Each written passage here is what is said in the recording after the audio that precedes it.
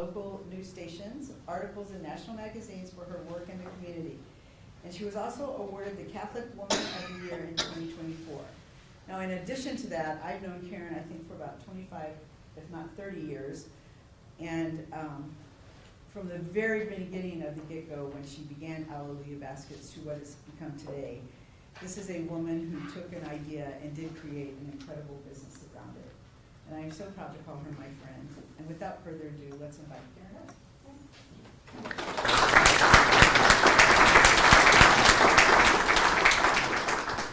Thank you so much, Darlene, for having me here. Julian's amazing as herself. So she did talk about this not-for-profit that I started 22 years ago. It was in the classroom where I wanted to bring the awareness of Easter to the forefront. So I took advantage of the children that were in my classroom, didn't talk to their parents, talked to them, and let them be their work. And we created 25 Easter baskets. Really thought it was going to be 12, and it was 25. And honestly, if I look back on that day, it probably should have told me that I would be here right now. But what I do want to tell you is that I have a servant heart, and I really want to make sure that we're taking care of children and senior adults. So we not only provide for babies, infants, and teens, but we also provide for senior adults, which is amazing, and we have such great stories that we hear from that. The first year was 25 Easter baskets we gave to a food pantry. Last year we gave away 17,365 baskets. Yay. Thank you. It goes all over the state of Missouri and into Illinois, and we have someone who goes to the Philippines every year, so our baskets are in the Philippines as well. We've been in Colorado, we've been in Tennessee, New York, and into Mississippi as well. So we kind of get all over the U.S. We're going to get there someday, just know that we are. But the classroom was a great place for us to start. We were there for a few years, and the school that I was teaching in said, this is getting kind of big, you need to take it out and move it on. So I took it to my most comfortable space, which was my home. Let me tell you, in my home was 4 boys. I love boys, but they destroy the world. And my little world was my home. And I was taking care of a sick father-in-law, and I had a husband. But we did that, and so we did it for a few years. And in the year that we gave away 735 baskets, my husband said, are you gonna keep doing this, or what's the deal here? So we ended up looking for a free space every year. So someone was kind enough that I knocked on their door and they gave us a free space to do these Easter baskets. I'm gonna tell you, it wasn't no small feat. It was a minimum of 200 phone calls or conversations or reminders that went out for this to happen.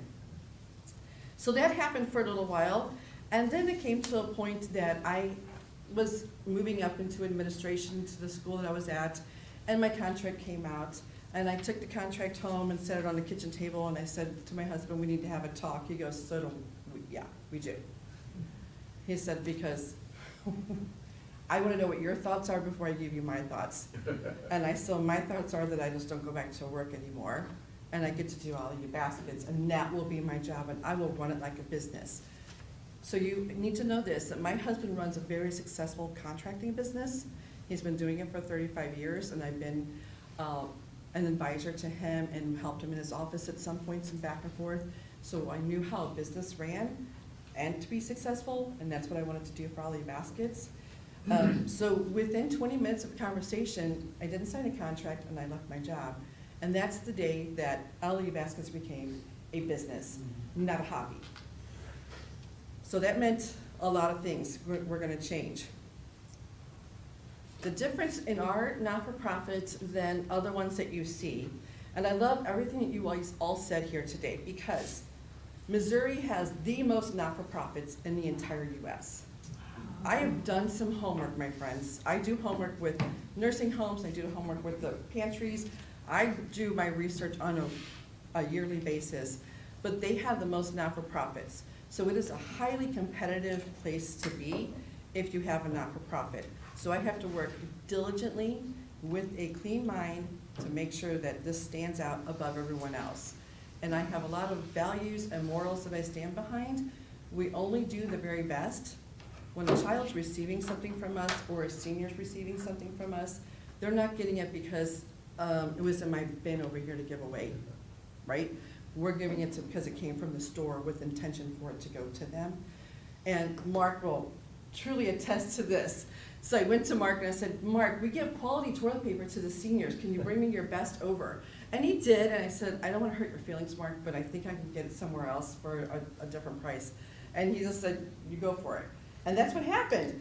So each of our seniors received that quality toilet paper in their basket, and people laugh at that, but I'm going to tell you, those seniors absolutely love it, because that's something they can't really go out and purchase. And then you have to treat our volunteers with dignity and respect. We have volunteers anywhere from the age of 2 to 92. They come in, we value what their skills are, and we place them where they need to be. Some of them volunteer for an hour a year, some volunteer for 3 hours a week. So we're always looking at that, and I'm taking all those skills that I acquired through all of my positions that I've had in my life.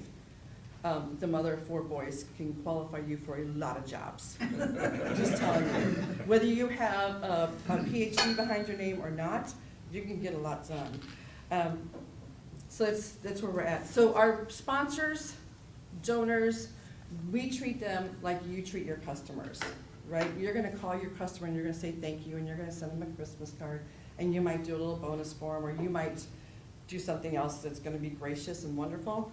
But we do the same for our donors and our sponsors. We take breakfast to their office. We offer them a free bay at our Topgolf events. We will go ahead and make sure we get cookies sent to them at a specific time for them of the year, so they know that they're remembered and they have the dignity to be a part of our organization. Our marketing is really based on me, our social media, and our website and things like that. What I want to share with you are some testimonials, because I think I could sit up here and tell you what we do all day long, but I think the best measurement of what we do is what we hear back from people. So I just received this one really just yesterday. It's from a gentleman who was going to lose his home because someone came and said, hey, the landlord's going to give up this house now because somebody came and said, I can give you cash for this house. He wants to get fast cash. So he kicked this man and woman and 4 children out of their home. So he moved to a hotel. Most renters who are renting probably don't have a lot of money put away to buy a house, or maybe their credit scores and decorate. So they lived in a hotel, and then they had to figure out where to go from there. So they reached out to different organizations, and they were helping them. What I didn't know is that one of those organizations came to us to receive baskets for them, Easter baskets for them 2 years ago. And they were giving them to them in the hotel room. But this man just wrote this letter for their newsletter, and we were a whole paragraph of it, because we gave that family hope and gave that family joy at a time where they thought everything was falling apart. They had given away all their furniture. There are 7 people living in a hotel room. I don't know about you guys, but sometimes with my spouse, a hotel room is not big enough. So I can't imagine putting an entire family in there. But he just wanted Alleluia Baskets to know that being thought of at that particular time really did bring them hope and joy, and how he didn't even know that we were out there. So we do hear that a lot, but people don't know that we're out there. But sorry, I want to stay on this because I do get sidetracked. I shared that with Karen earlier, so I'm going to make sure I do that. We do run on a budget. So if you have a business, you have a budget, right? And you have a forecast, and you have all these little things that everybody needs to have so that you can run effectively. What's special about our not-for-profit is that we don't have salaries and we don't have stipends. We have 25 core volunteers. So those core volunteers work on a weekly basis. I work on a 24/7 basis, and none of us take a stipend or a salary, because we truly believe that we want to give back to the best of everything. And we have our budget, 7% of it is spent for utilities and our mortgage. So I use that word very strongly, a mortgage, because I told you guys how we had to go from place to place to place. And I had a volunteer at one time with me, and when she passed away, she asked for her memorials to all go to Alleluia Baskets, and that year was 10 years ago. We were able to start paying rent and be somewhere full-time. because I wouldn't rent anywhere unless I had the equity and had the money put aside to make that happen. But I also knew that I didn't want to keep moving around either. I wasn't getting younger, I was getting older, and my boys were starting to get out of college, and all those college friends weren't around to help move, so I had to be thinking about what was gonna happen there. So I set this great big dream, because during talk, I talk a lot, but I always set these huge, huge dreams, huge goals, and the goal was to buy a place. So we had been moving around for some time, and we've been working on our fundraisers, and we've been working on getting donors, and we've been working on getting monthly donors, and we're finally to a point that we were able to start looking for a location. And keep in mind that we didn't take that lightly. We had been looking for a location for all those 10 years. I had to keep it in a certain spot of the area. I had to have so many square feet. I had all these stipulations for it. And then the more I learned about what all the cities want from you when you buy a place, made it even harder. So property went online. Within minutes, my husband and I had called each other because we both got the notification for it, and I said, we need to go see it.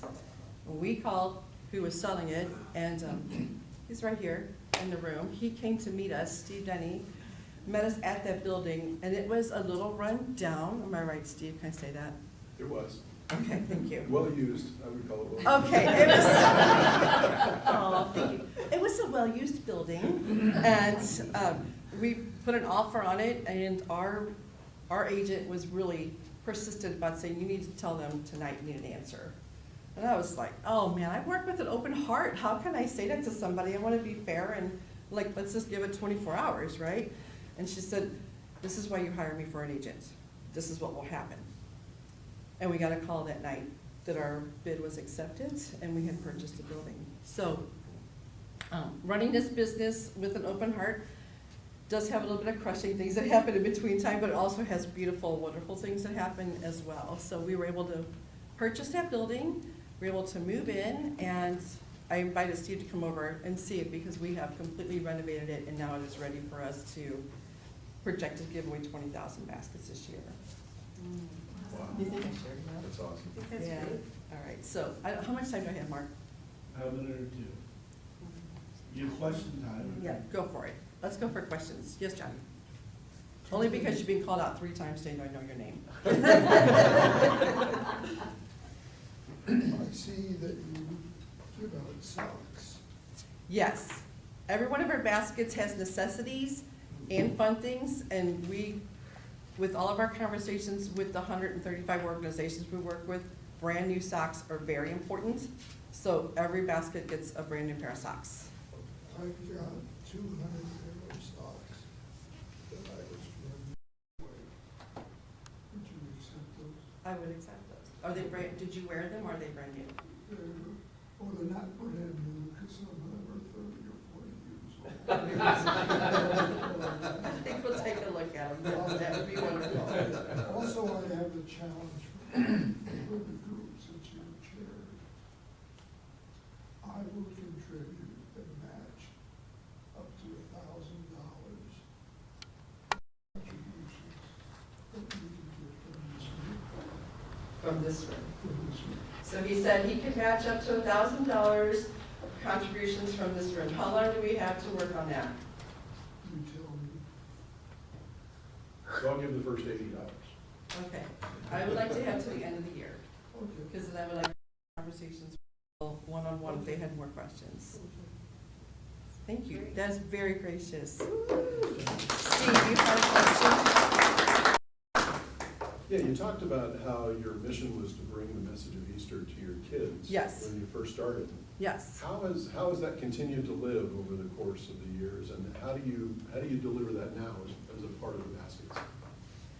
So our mission statement is to provide joy and build community. And how do we do that now is we are open from December until March. So we have opportunities for people to come in and fill Easter baskets.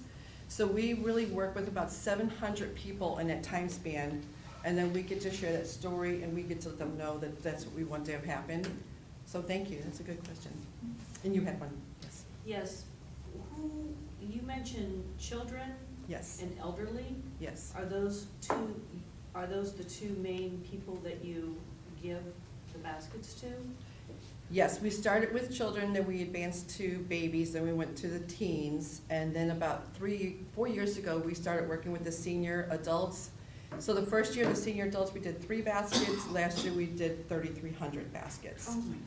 And then this year, I'm working with the connection with the Jefferson Barracks Food Pantry, so we'll be reaching out to veterans and their families as well. Where are you located? We're located in North O'Fallon, Missouri. Yes, ma'am. If, for a group of kids, do you use the same thing every year? I mean, how do you differentiate what goes in the basket? Like 200 pairs of socks, I mean, you're gonna get different sizes, different colors. Are they Understood. customized or? Understood. Every basket is absolutely customized. Every basket is filled by volunteers, so they get to decide if it's gonna be color coordinated or character coordinated. On our website, it has one whole page of what goes into every single basket. So each child receives the necessities for their age group, and then it goes from there. So, yeah. And it's all quality controlled. Mark? So we have a client who actually manufactures socks. Would you like to know them? Yes, I would. Definitely Okay. like to know them. Yes. Yes, sir. Why Nerf balls? Nerf balls. Oh, because that's on our list for one of our most needed items. Yeah. Because 9 to 12-year-old children who are boys are really not at the top of someone's shopping list. When people go out and they buy things, you're shaking your head because you know Toys for Tots. When they go out and buy things, they want to buy the cute little sparkly pink things, and they want to buy this little sweet thing, and they want to buy that. Nobody thinks about those boys, and I'm going to tell you, every boy that I've met that has received a ball has been like, that was the best thing ever. And I will hear from teenage boys that that was the very first pair of brand new socks they've ever owned. So these are really heavy testimonials, because taking care of a family who's living in a hotel room and hearing from a teenage boy, first of all, they're actually talking. That's huge. But then to share that that was the very first pair of socks that they've owned, that's also huge. So we know that we're handing, and Karen said this earlier, we talked about not-for-profit, we're handing up, we're not just handing out. We're letting them know that the best of the best is out there. Yes, sir. Is this just for charity, or that you just can't buy baskets as gifts for, like, for us to buy from you to give to somebody else? 99% of it is charity, yes. We have done some things like that, kind of on the side, as a different type thing. Yes, thank you. Yes, ma'am. So I just wanted to say that, I guess this will be year 4, that my son comes home for Christmas with Yes. the kids and stuff. And Karen, like last year, the first question was, Gigi, do we get to go fill Easter baskets?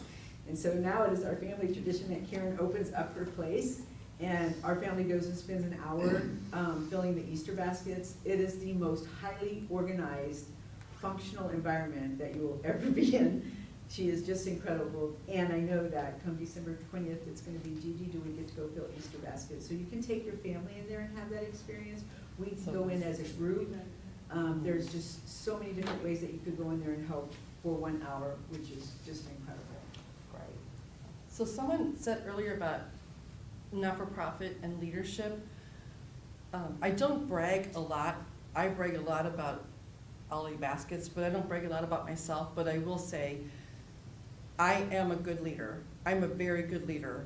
I have volunteers, I'm telling you, from the age of 2 to 92, who all feel valued. And to be able to do that for each individual person, they come to me and they say to me, you listened to me today, because you're human. That's why I will listen to you. You're worth listening to. But I want to say that good leadership is what continues to make Alleluia Baskets run the way it does, and to stay at the level that it does. Yes, yes, John. Would a connection with Rawlings be helpful? Walmart. Rawlings. Rawlings. Yes, that would be wonderful. That would be wonderful. Let's take one more question. Yes. Another Just- question, you just shot all my stereotypes that I said in a small group about not-for-profit. Yes. Yeah, well Yeah. done. Thank you. I really Thank do you. appreciate the time to talk about this, and I would love to meet with any of you afterwards if you would like to help get to John's goal of meeting it, or just to learn more about what we do. Thanks, guys.